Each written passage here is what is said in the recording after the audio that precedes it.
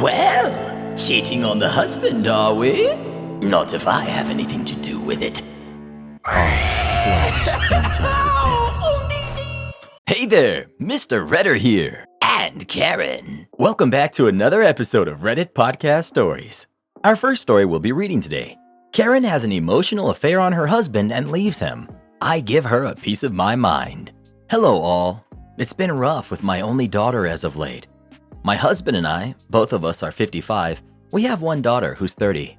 We have been married coming up on 32 years. My daughter was in a long relationship and married for approximately 9 years, and for a long time I thought that it was a good relationship. When out of nowhere around 3 years ago, she decided to divorce her ex-husband. We were told it was a mutual decision, but that ultimately he wasn't the greatest partner and there were many things that she was not satisfied with in their relationship. So she wanted to leave, and we supported her decision. About a year after the divorce, she introduced us to her new boyfriend, and while my husband and I thought it may be a bit early to date, we decided to continue to support her and meet him. He was, and is, a very charming man who treats our daughter wonderfully, and you can tell that she's extremely happy. Now onto the argument. Recently, we were talking with one of our daughter's friends who was visiting our town, and we're discussing our daughter's job and her wonderful boyfriend.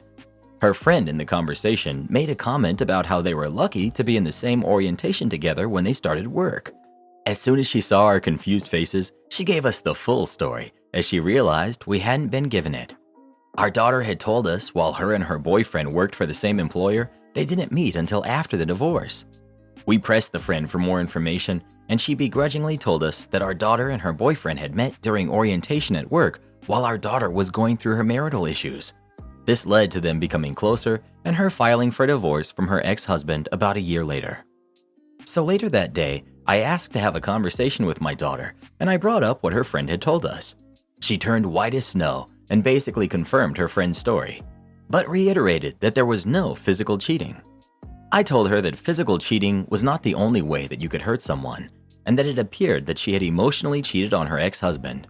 He may not have been the greatest person, but it didn't excuse her actions. I told her that I was disappointed in her, and while I supported her leaving a bad marriage, that I couldn't look at her and her boyfriend the same in this new light in regards to cheating. I still love her and will treat her boyfriend with respect, but it is definitely something I have a hard time looking past. She got angry with me for not continuing to support her in her journey beyond divorce. Am I the jerk? Based on how judgmental you come across in this post, it's no wonder your daughter doesn't open up and talk to you about most things. It sounds like she never truly confided in you with her marital issues, especially since you were shocked when she went to get a divorce. Out of nowhere around 3 years ago, she decided to divorce her ex-husband. That being said, you have no idea how bad things were for her or what she was really going through leading up to that. And if she had a coworker that she could confide in and that supported her, that's great. She deserves to have someone there who she could. Marriages end long before the divorce is even requested most of the time. And if that friendship and support turned into something more after, then good for her. You're her mother. You can be disappointed and think you know better all you want. But pulling your support from her and talking down to a grown adult? You're the jerk. She may be your kid, but she isn't a kid anymore. It's her life, and she deserves to be happy. You're the jerk. She divorced him for a reason. It's not like she strung her ex along. She left him. And then a whole year later, she got with her current boyfriend. Wow. Just wow. You're the jerk. 1. You think dating someone new a year after a divorce is somehow too soon? What? 2. You admit that you know that your daughter had marital issues before she met this new guy, yet you've drawn the conclusion that he was somehow a part of her filing for divorce because she was emotionally cheating on her husband. Again, what? 3. You concede her husband was a bad partner while omitting any information on why or how he was a bad partner, but then said it didn't excuse her actions. What actions does she need to excuse, OP? Talking to a new friend who happens to be male? You claim you support her choice to leave a bad marriage. Did it not occur to you, OP, that your daughter filed for divorce when she met a man who, as a friend, treated her with the respect and care that she had always wanted from her husband but had never gotten? Did it occur to you that maybe meeting him showed her that she didn't have to settle for what she had been living with? She clearly lied to you about it because she knew this is how you'd react. Are you even disappointed with your daughter, OP? Are you sure the disappointment isn't with yourself? Not the jerk. Don't quote me on this, but it appears that all of the ladies here on Reddit don't see any sort of problem with meeting a guy at work that you hit it off with, having an emotional affair on your husband, then leaving him so you can be happy with your affair partner. Haha, you know her poor husband is paying alimony, paying child support if they had any kids, and probably trying to hang on for dear life because the woman he thought he'd be spending the rest of his life with turned out to be a fluke. I feel bad for the guys who end up marrying all of you. Till death do us part? Yeah, right. Well, who do you think is the jerk? OP or her daughter? Please let us know. If only I had a job I could go to, maybe I'd meet a man whose head didn't look like a balloon. Am I the jerk for telling my husband the nanny is in charge? I want to preface this by saying that I'm aware this is a very privileged issue, but I'm just trying to get some perspective on my opinion. My husband and I have 3 kids that are 10 months, 3 years, and 6 years old. My husband has a high-profile job, and it means he's gone often. I work a regular 9 to 5. We originally used daycare for our oldest, but my middle was born right when lockdown started, so we hired a nanny. She originally worked when I did, but by the time the baby came around, I was very overwhelmed doing bath and bedtime on my own, on top of developing postpartum depression. After a breakdown, we spoke with the nanny, and she agreed to adjust her hours, so she's helping me with dinner, bath, and bedtime. We've gotten close over the past 6 months doing this. In many ways, she's become like a third parent to the kids. She's so good with them. We've created a routine that works well. I tend to the baby during bath and bed. She handles the other 2. It's a nice rhythm, and my mental health has gotten so much better. My husband isn't traveling all the time, but most nights, he isn't even home for dinner and bedtime. He will help me weekends that he's home, but because he's gone so often, he's reluctant to be firm with the kids. There are times he's come home when our nanny is there. He tries to help her with bath and bedtime, but allows the boys to roughhouse, lets them break the routine, and it seriously throws them off and delays bedtime. My nanny shared with me that she feels awkward. Obviously, she doesn't want to undermine her employer, but it just makes her job harder. But my husband also doesn't want her to go home when he arrives, as he says he can't handle it alone. I told him if that's the case, then he needs to defer to the nanny and follow her lead. She knows our boys best, and she has to deal with the aftermath when they don't listen and give her a hard time. My husband feels that she's just an employee and he's the dad. His salary does pay for her, however, I don't feel this is fair to her. I told him he either follows her lead for bedtime and bath time or he doesn't help at all. He told me I'm allowing the nanny to take over and replace him. Am I the jerk? Not the jerk. I'm so angry reading these responses. Your husband doesn't want to parent. Your husband wants to be a fun-time uncle who comes in, riles everyone up, dishes out sweets, makes sure they don't have their bedtimes, and then dips out when the kids start having unpleasant reactions to the disruption. These "you're the jerk" comments are unhinged and blatantly jerks. Dads also have to parent. It is completely reasonable if the only partner doing any parenting puts their foot down on an unacceptable behavior partner. Edit, because I'm feeling salty on OP's behalf. Goodness, you are all jerks. Why does dad always get to be the fun time guy and mom always have to be the downer doing the actual parenting? This is a huge problem in society. You're sitting here perpetuating a bad system as if it's good for the kids. You know what is really good for kids is having a father who's an active partner in parenting. It's also completely false that kids won't recognize as they grow that their dad didn't try with them to actually be present in their lives. When they look back as adults, it's going to be mom they respect. Mom who provided this safe, healthy environment for them to grow up in. Agreed. Dad's gone all the time, so when he's home, he wants to be seen as the fun friend, not the parent. The nanny either stays as he requests and he follows her routine, or the nanny leaves and he deals with the crap part of parenting, bath and bedtimes, etc., while keeping the kids on their routine. Otherwise, eventually they'll lose the nanny, and the only loser there is going to be is mom having to deal with all of the crap herself when dad's gone. Not the jerk. Ignore the aggrieved men in the comments. If your husband wants to help with bedtime, then he needs to actually help with the bedtime, not make it harder than it needs to be, or else he needs to do it alone and deal with the consequences of riling the boys up. Not the jerk. As their dad, it's his job to make sure they're healthy and happy, and sticking to their routine is the best way of doing that, aside from special occasions, of course. Either he needs the nanny there or he doesn't, but he can't insist she stay and then make her job worse. I'm sure at his high-profile job, he would immediately sack someone who interfered with his ability to competently perform his duties. If he wants to goof off with the kids, let him make time for them that isn't at bedtime. You're the jerk. Your husband is a high-profile man who worked hard to provide for you and the kids. He may manage his job well, but his family is another story. Once he began losing control and letting you make all the rules and telling him how it was going to go, that's when he lost the future that he could have had with a great family. We as fathers have to lead our families with a strong yet loving demeanor. I know nobody here will agree with that, but hey, maybe that's why you guys have all the issues you do. You think you can figure out this world all on your own. Well, good luck with that. As for me, I put my faith in my Heavenly Father and I follow His word. Am I the jerk for telling my wife to mind her own business? My wife, 37 female, and I, 38 male, moved to a new neighborhood about 3 years ago with our 2 kids who are 8 and 6. Our neighbors across the street have 2 kids who are 9 and 7 that our kids quickly became friends with. We would hang out with the parents as well, and my wife became close friends with the mom. The dad and I got along fine, but never got as close as my wife and the mother. Unfortunately, about a year ago, the parents separated and the mom filed for divorce. Apparently, the dad had an affair. The mom moved out as the house was owned by the dad before they got married. She took the kids with her. According to my wife, the mom tried to get full custody of the kids, but the dad asked for and was granted partial custody. So he has the kids 3 weekends a month. The rest of the time, they stay with their mom. I've only very briefly talked with the dad about the whole thing, as he obviously feels a lot of shame about the affair, and we aren't close enough for me to feel I can ask deep questions about it. The kids all still play together when they can. I noticed my wife would make it a point to make sure our kids invited them over to our house.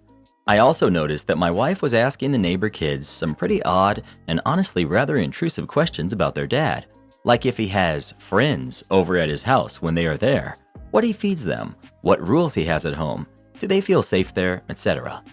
This past weekend, the kids were at our house and stayed over for dinner, and my wife asked the kids if they like hanging out with their dad or mom more.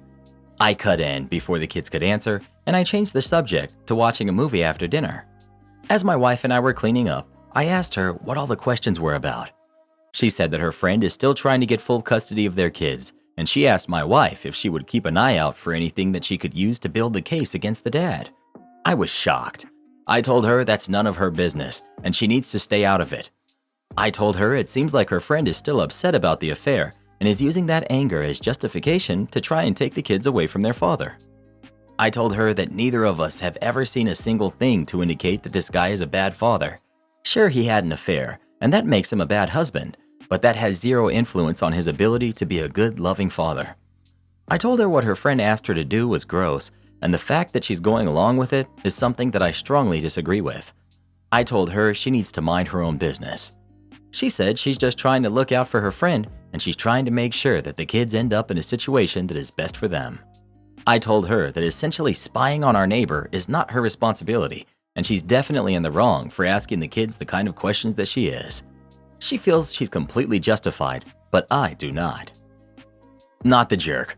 Putting the kids in the middle and using them as a weapon to get revenge on the father is not what is best for them, even if he is a jerk. Not the jerk. But you should remind your wife that in her quest to help her friend remove the kids from their dad, she's causing parental alienation. The dad is going to eventually figure it out because the kids are going to answer honestly about the questions and conversations. Whatever information your wife gets and passes along to her friend is going to come out in a custody hearing. Your wife would potentially be called to testify that she was the one who asked the questions or obtained the information. The dad would potentially have grounds to sue your wife, and her friend would lose custody or custody time for parental alienation. Your wife's mission is going to negatively affect her family because your kids are going to be upset when they lose their friends because the father won't let them be around your wife when he figures out what she's doing, and you potentially face legal bills if the dad decides to sue your wife. Even if he loses, you still have to pay a lawyer to represent your wife. Your wife doesn't think there are any ramifications for her or you or your kids, and there are serious ones. Your wife is obsessed with helping her friend and is willing to risk her own family's well-being to do it.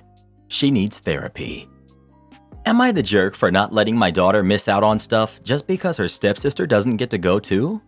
My husband has a daughter from a previous relationship, Maddie, who's 15. Before I even met my husband, Maddie's mother moved abroad. Maddie decided to go live with her. My husband and I have been married for 10 years, and we have an 8-year-old daughter, Abby. Maddie visits us for the whole summer and 2 weeks in the winter. We go to her when Abby is on spring break. We obviously save big family trips for when Maddie is with us. Same with any other once-in-a-lifetime event. However, my husband is consistently reluctant to do pretty much anything without Maddie. I tried to be patient, but it feels like we can't do anything throughout the year until she gets there. An example, we live near a water park. We have season passes and take Maddie all throughout the summer, but my husband refuses to go until Maddie comes to stay with us, and he doesn't want Abby to go as it's unfair. I've tried discussing this with him, but he won't budge. Sometimes I win him over, but then he complains the entire time that Maddie isn't there. Abby loves Taylor Swift, who was going to be in the area for a limited time and before Maddie would arrive. My mom somehow scored us tickets, and Abby was so excited. My husband said it wasn't fair because Maddie also loves Taylor Swift and she doesn't get to go. I said I'd take both girls to another concert during the summer, as there's going to be a few other artists that I know Maddie likes in the area. My husband said that it still isn't fair and tried to ban Abby from going. Because I know it will be asked, it's not possible for Maddie to fly out for the concert. She still has school and important exams that cannot be missed. I put my foot down and said that life isn't always going to be fair. Maddie lives in another country. She's going to miss out on things. It's not fair to ask Abby to give up fun opportunities because Maddie can't come. I pointed out that Maddie gets to do fun things with her mom and Abby isn't there, which I think is completely fair. My husband said that's different because his ex isn't Abby's mom, but he's Maddie's dad. Eventually, he could see I wasn't going to give up and said yes to the concert. My mom, Abby, and I attended, and we had a great time. It was Abby's first concert, and she loved it. My husband says I bullied him into this, and that if Maddie didn't get to go, Abby shouldn't either. Maddie is disappointed she didn't get to go, but she seems happy for her sister. Am I the jerk? Not the jerk. The longer this behavior continues, Abby will start to feel like Maddie is more important to their dad. He's trying so hard to make sure Maddie doesn't miss out that he's making Abby miss out. Maddie has her life with her mom, plus her life with her dad. And what? Abby is supposed to sit around and put parts of her life on hold? Missing out on experiences and chances to learn and grow in the meantime? Don't think so. Your husband needs to reassess how he's handling things, or this could really harm Abby's future relationship with both him and her sister. So, you want to be informed about every customer transaction? Bet.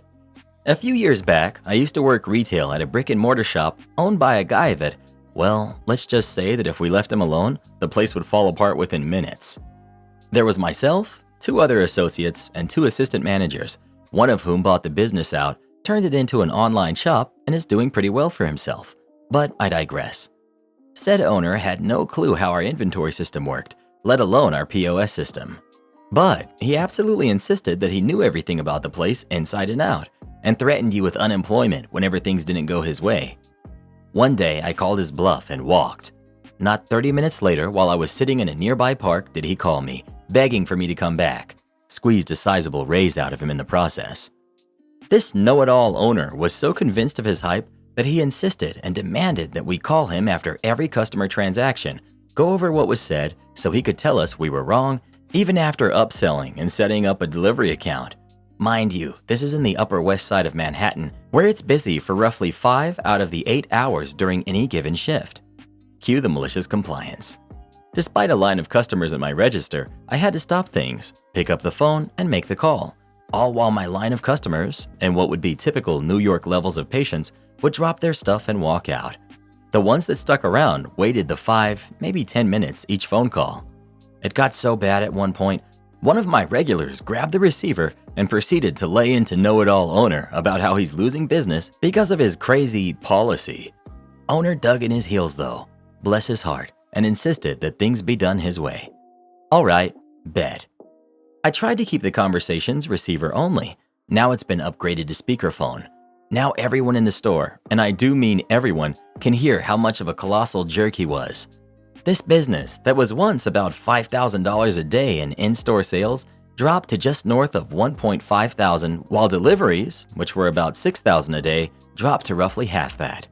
With online reviews being the most hilarious I've read since I started working retail and customer service decades ago, know-it-all owner was forced to give up on his policy, eventually announcing his retirement a few months later and selling to the assistant manager I mentioned earlier.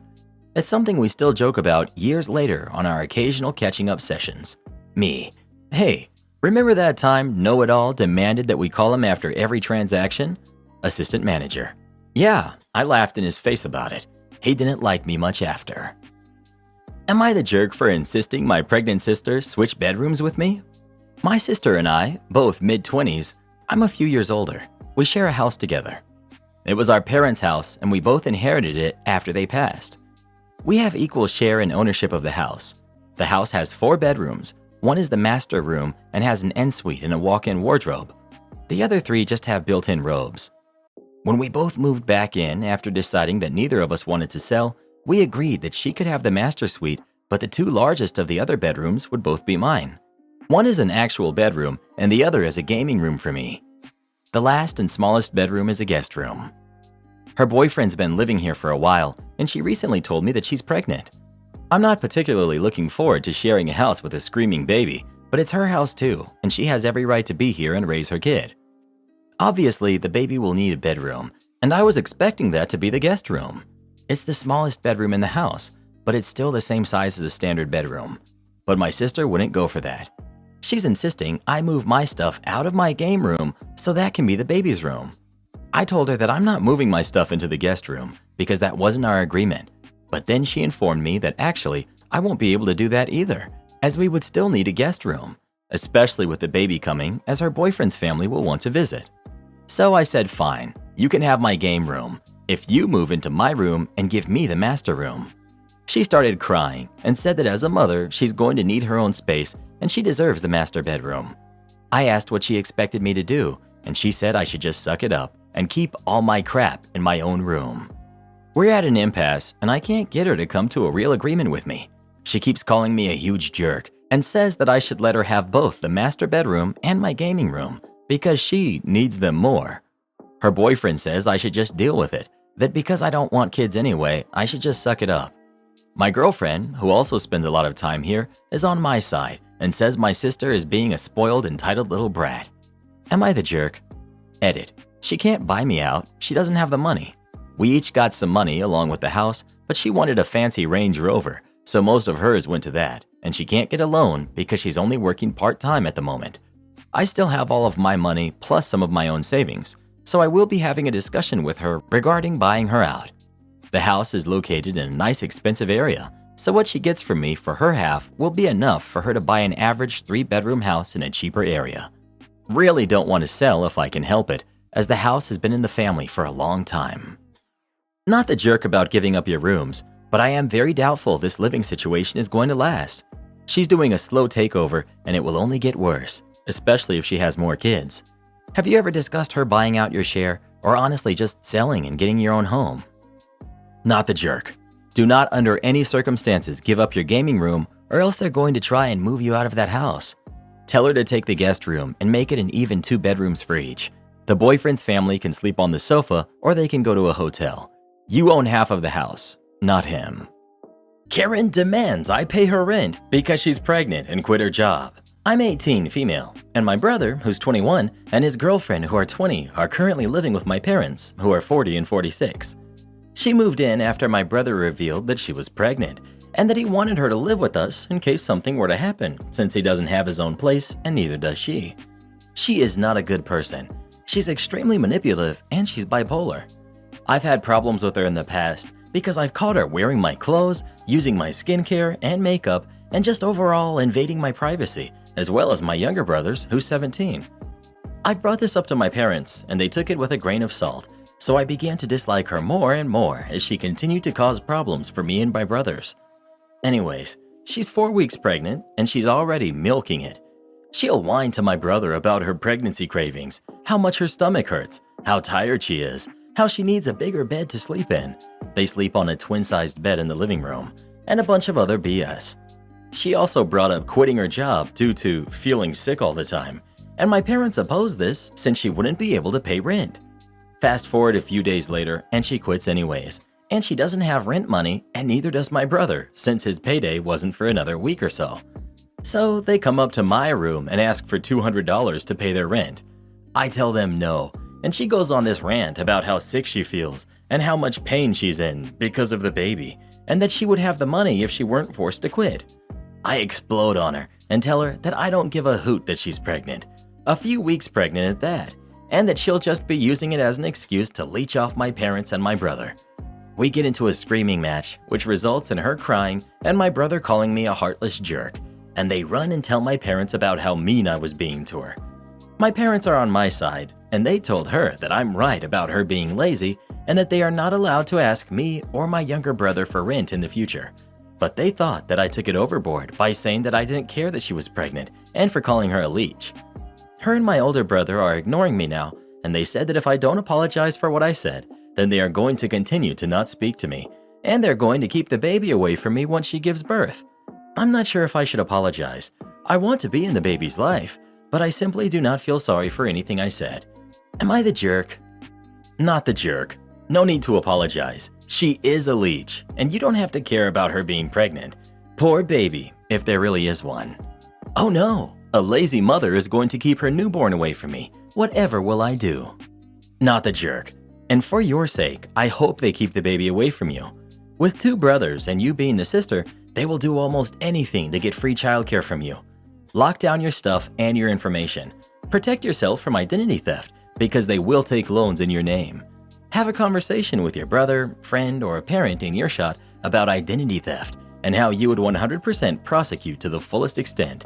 These people are users, and in the words of my grandmother, people will feed you crap as long as you eat it. Am I the jerk for having a lights-out wedding, even though my in-laws-to-be aren't happy about it? I, 27 female, am the daughter of the most amazing parents that ever did amaze. No, they're not perfect, but they've literally done everything they could in their lives to make sure I was happy to the best of their ability. They are also both blind. Being raised by blind parents wasn't without its challenges, but we always found solutions or compromises. But the one thing that was often a point of contention, especially when I was a teenager, was clothing and fashion. My parents have their own way of being fashionable, and rather than appearance, it's fabric and feel. This has resulted in them having a very eclectic sense of fashion, but I honestly love it. I admit that I hated it as a teenager, as I had no say over my own wardrobe purchases, but I realized after I moved out that I really did prefer to feel comfortable in my clothes over how I looked in them. Took many stupid expensive clothing purchases to realize this, but I digress. Nothing is mismatched anymore, but I have a super cozy wardrobe. With the wedding planning in full swing, my fiancé asked me if I was going to be okay with the photos. He did not mean this maliciously. It just didn't occur to him that I was originally planning to buy them clothing to wear. But the more I thought about it, the more I thought, wouldn't a fabric wedding be special?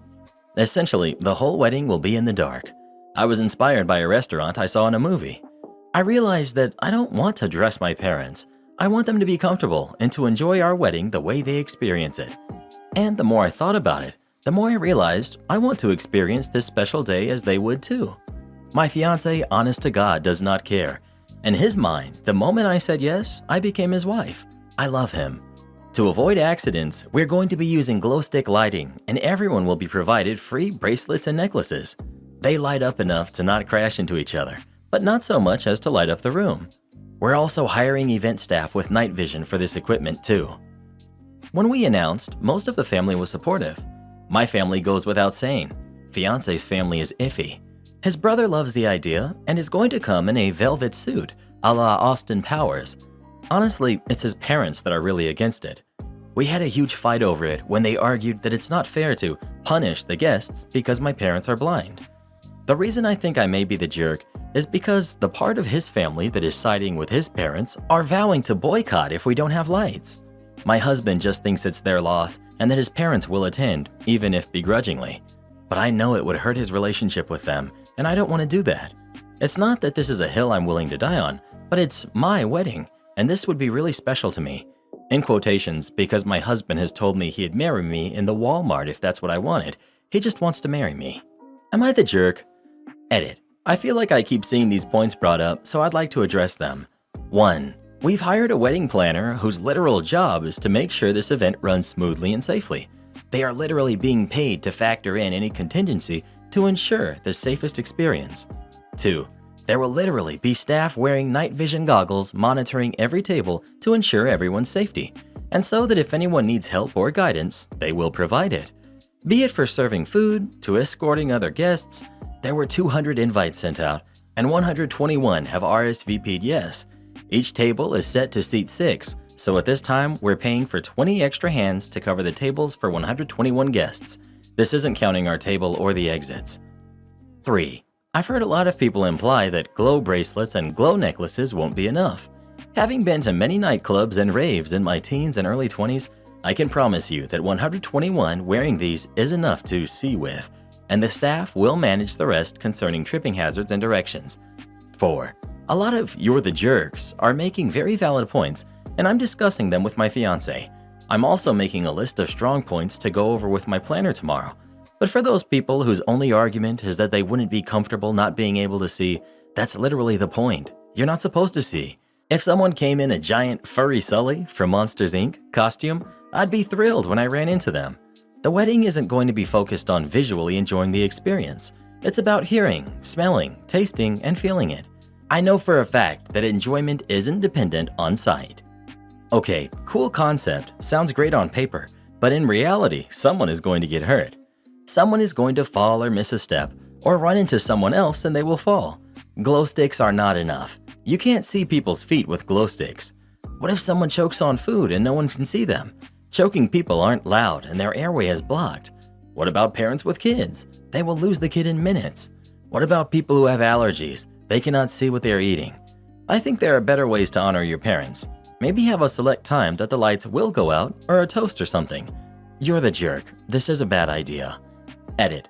The point is to be uncomfortable. You are a jerk for that. You can have a wedding that honors your mom and dad without making other people uncomfortable.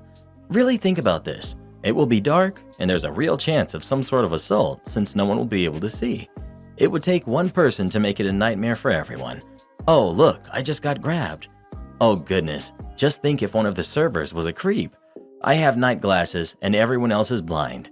Heck, it would be so easy for someone to steal from the other guest. It's pitch black. Servers will not be able to know whose stuff belongs to who. Someone could start grabbing purses and leave. I'm not even going to mention people who have anxiety or fears of the dark, since I'm sure this would be a nightmare for them.